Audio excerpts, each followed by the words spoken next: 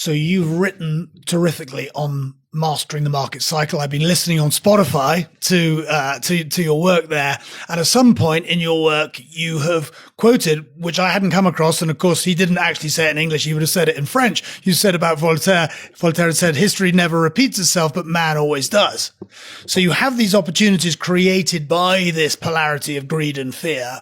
And would it be fair to say that actually that's an enduring condition, and that leaves one always hopeful that markets will react and overreact, and therein lies opportunity?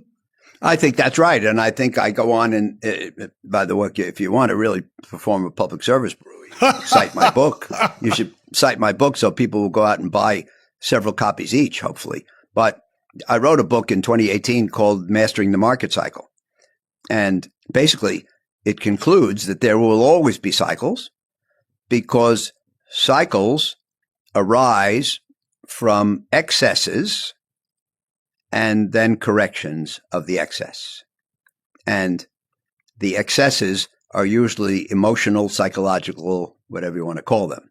They're not, I mean, if you look at economies, don't fluctuate that much. Up 1, up 2, down 1, up 3. Companies fluctuate a little more, up 5 or 10 in profits, or down 5 or 10.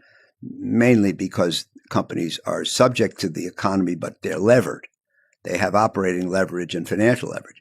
But stock prices fluctuate like mad, up 50, down 50, up 100, down 100, etc. Why so much? Emotion.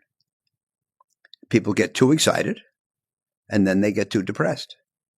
And I wrote a memo called On the Couch around 2017 or 16, or 15 maybe, because I said that, every once in a while the market needs a trip to the shrink. And I said there, or maybe in the next follow-up memo, which was called What Does the Market Know? I said that in the real world, things fluctuate between pretty good and not so hot. But in investors' minds, things fluctuate between flawless and hopeless. When people think it's flawless, that's an excess, and it corrects because you shouldn't think that. But then the way people operate, it goes through reason and ends up at hopeless, which is also excessive.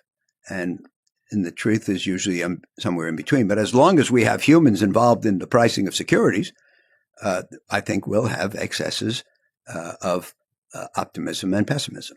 And that will create fluctuations for the steady-minded person to take advantage of.